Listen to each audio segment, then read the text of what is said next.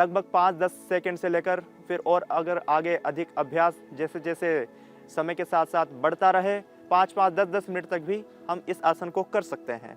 एक बार फिर से इसे दोहराते हैं। डीप इनहेल करते हुए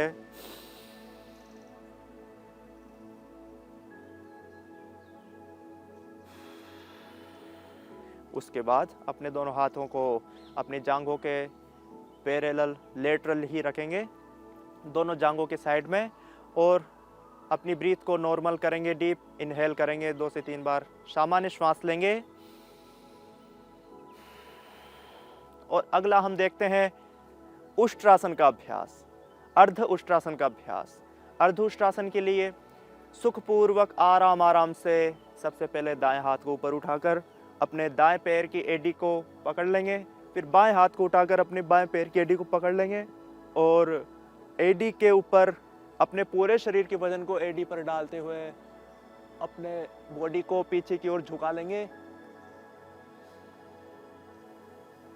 डीप इनहेल, डीप एक्सहेल इसमें भी चलता रहेगा।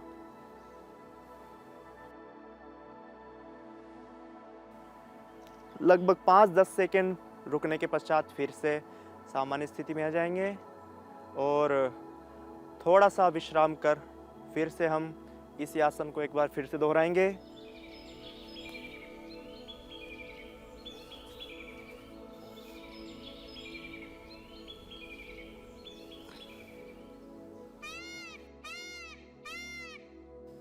वापस इस प्रकार से हम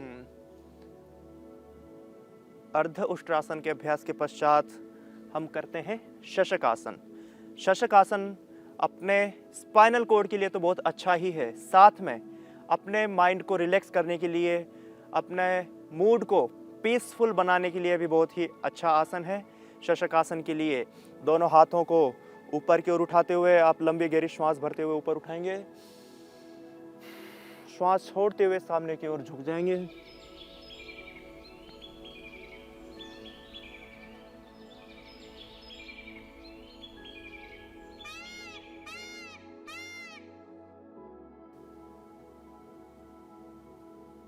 इस प्रकार से शशक आसन का हमने अभ्यास किया। शशक आसन में आप जितनी देर तक रह सकें उतनी देर तक आप इसमें रहने का प्रयास करें, क्योंकि जितना अधिक हम शशक आसन में रहते हैं, जितना अधिक होल्ड हम शशक आसन में अपनी बॉडी को करते हैं, उतना ही अधिक रिलैक्स हमारे स्पाइनल कॉर्ड को फील होता है।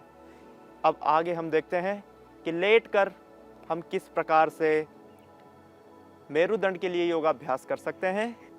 पीठ के बल लेटकर हम करेंगे अर्ध पवन मुक्तासन।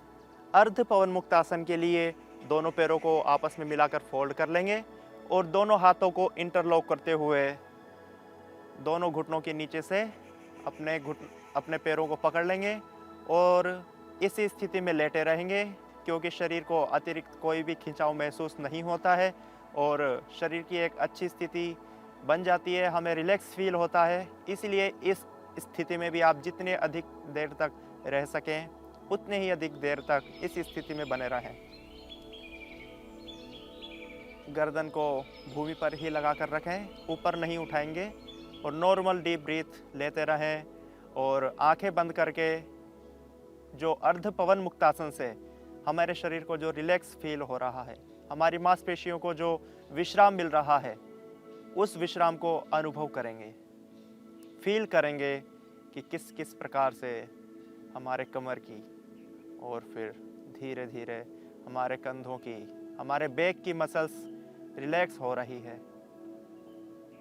इस प्रकार से पवन मुक्तासन करने के पश्चात अब हम आगे करते हैं मर्कट आसन। मर्कट आसन के लिए फिर से एक बार पैरों को मोड़ लेंगे और दोनों हाथों को साइड में कंधों के समानांतर रख लेंगे और मर्कट आसन के पहले अभ्यास को हम दोहराएंगे।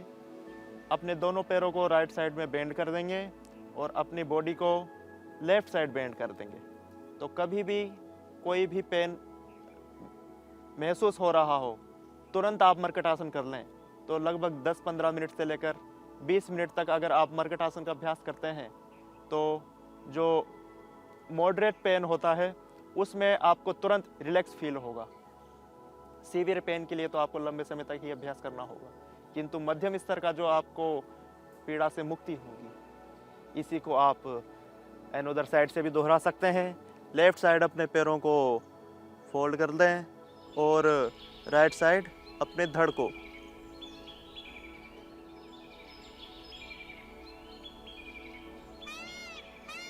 इसी प्रकार से मर्कटासन में यथाकाल, यथास्थिति, यथा सुखपूर्वक रहने के पश्चात आप मर्कटासन के दूसरे अभ्यास को दोहराएं। उसके लिए दोनों पैरों में गैप बना लें, लगभग 1.5 से 2 फीट का, और अपने पैरों को राइट साइड इस प्रकार से झुकाएं कि राइट पैर तो आपका भूमि पर रहे और लेफ्ट पैर का जो घुटना है वो राइट पैर के पंजे के अंगूठे पर लग जाए, और अपने ट्रंक को लेफ्ट साइड आप मूव कर दें। इस मर्कटासन के दूसरे अभ्यास में भी आप जितनी देर तक रह सके उतनी देर तक रहें, और इसी को हम दूसरी साइड से दोहराएंगे। लेफ्ट पैर जमीन पर लगा रहेगा और राइट पैर का जो घुटना है लेफ्ट पैर के अंगूठे पर सटा रहेगा, और आपका जो ट्रंक है वो राइट साइड मूव रहेगा। ब्रीथ नॉर्मल रहेगी, और आंखें बंद करके इस आसन से जो शरीर पर प्रभाव पड़ रहा है उसे महसूस करने का प्रयास करेंगे।